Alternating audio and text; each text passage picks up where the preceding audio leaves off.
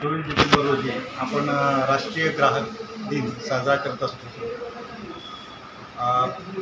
राष्ट्रीय ग्राहक दिनानिमित्त आपण ग्राहकांमध्ये जागृती निर्माण व्हावी यासाठी महाराष्ट्र शासनाच्या वैध मापन शास्त्र यंत्रणेतर्फे यंत्रणेच्या वाशी कार्यालयातर्फे आपण आजचा दिवस साजरा करीत आहोत.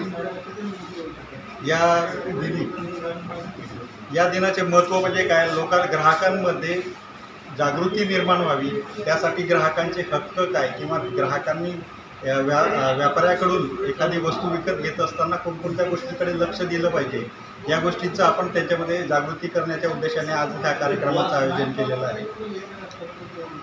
ग्राहक हिताच्या दृष्टीने जर समजा पाहिजे असेल तर एखादी वजन घेत असताना त्या वैध मापन शास्त्र यंत्रणेमार्फत वजने मापे ही जी असतात ती दरवर्षी पडताळणी केली जातात. त्याचं सीलिंग केलं जातं. एखाद्या वजनावर त्याचं असेल तर त्यावर सील मारलं जातं. यंत्रणेमार्फत शासनाचं सीलिंग केलं जातं आणि त्याला सर्टिफाईड केलं जातं. ते ग्राहकांनी बघून घेणं आवश्यक आहे. काट्यावर वजन ठेवत असताना काटे जे आहेत ते योग्य पद्धतीने त्याने सर्टिफाईड केलेले आहेत किंवा नाही, ते चुकीचे आहेत का, ग्राहक काही फसवणूक करत नाही या गोष्टीची चाचपणी करणे ग्राहकांनी स्वतःच्या दृष्टीने चाचपणी करणे योग्य आहे. त्यामुळे त्यांनी त्या गोष्टी बघून घेणं, सर्टिफाईड वजनं आहेत किंवा नाही आहे, वजनावर योग्य वैध मापन शास्त्र यंत्रणेद्वारे चिन्हांकित केलं गेलं आहे किंवा नाही, किंवा स्टॅम्पिंग केलं गेलं आहे का नाही, हे त्यांनी बघून घेणं. जसं की रॉकेलच्या किंवा झेरोसेलच्या मापावर इथे सील असतं, वजनांच्या पाठीमागे सील केलेलं असतं, स्टॅम्पिंग केलेलं असतं. त्यानंतर मापावर बुडमापं जे असतात तेलासाठी किंवा दुधासाठी विक्रीला जी बुडमापं वापरले जातात त्यांच्यावरही एम्बोसिंग सीलिंग केलं जातं. तसंच ग्राहकांना आकर्षित करण्यासाठी आजकाल मोठ्या प्रमाणात आवेष्टित वस्तूद्वारे पॅकिंगद्वारे त्या वस्तू विक्री केल्या जातात. त्यामुळे त्या वस्तूमध्ये काय पॅक केलेलं आहे किंवा काय यासाठी ग्राहकांना माहिती असणं, यासाठी ग्राहकाच्या दृष्टीने वैध मापन शास्त्र यंत्रणेद्वारे आवेष्टित वस्तू नियम बनवण्यात आलेले आहेत.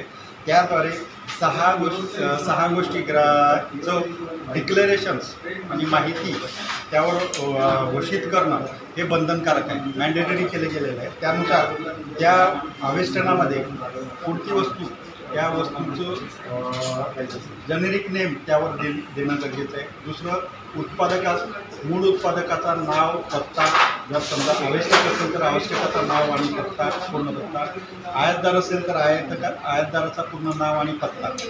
त्यानंतर ते वस्तू त्याचं निव्वळ वजन किंवा व्हॉल्यूम असेल तर ते व्हॉल्यूम लिटर, मिलीलिटर या स्वरूपात, आणि जर समजा नगाच्या संदर्भात असेल तर त्याची संख्या ही देणं गरजेचं आहे.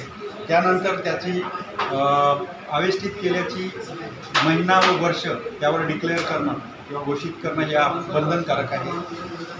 त्यानंतर त्याच्यावर रिटेल सेल प्राईस, किरकोळ विक्री किंमत सर्व करांसहित घोषित करणं ग्राहकाच्या हिताच्या दृष्टीने आवश्यक आहे आणि ते बंधनकारक आहे. त्यासोबत आता नवीन त्यामध्ये अमेंडमेंट आलेली आहे सुधारणा नियमानुसार.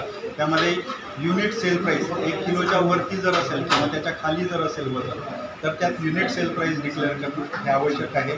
त्याचसोबत त्यावर जर customer care number, email address आणि त्याचा कॉन्टॅक्ट नंबर जो आहे तो देणं गरजेचं आहे, तो बंधनकारक आहे. या गोष्टी त्यावर ग्राहकाने आवेष्टित वस्तूवर तपासून घ्याव्यात आणि जर समजा त्यांना काही सूचना असतील किंवा तक्रार असेल तर तिच्या कस्टमर केअरला देऊ शकतात. तसेच ते जर समजा एखाद्या प्रॉडक्टविषयी जर फसवणूक झाली असेल तर ते ग्राहक नियंत्रण कक्षाला सुद्धा तक्रार करू शकतात. त्यासाठी ईमेल ID आहे ACLM @yahoo.com. दूरध्वनी क्रमांक आहे 022540993 किंवा नियंत्रण कक्ष मुंबईच्या महाराष्ट्र राज्याचा नियंत्रण कक्षाचा दूरध्वनी क्रमांक आहे 02226222022. या नंबर क्रमांकावर ग्राहक आपले संपर्क साधू शकतात आणि त्यावर माहिती देऊ शकतात. जर एखादी वस्तू त्यावर डिक्लेअर केलेल्या समजा किमतीपेक्षा छापील किमतीपेक्षा अधिक किमतीने विक्री करत असेल तर त्या संदर्भात सुद्धा ते स्थानिक क्रमांकावर किंवा महाराष्ट्र राज्याच्या क्रमांकावर तक्रार नोंदवू शकतात. आणि कारण उत्पादित छापील किमतीपेक्षा ते अधिक आकारू शकत नाहीत, किंमत आकारू शकत नाहीत. त्यामुळे छापील किमतीपेक्षा कमी दराने आकारणे हा ग्राहकाचा हक्क आहे.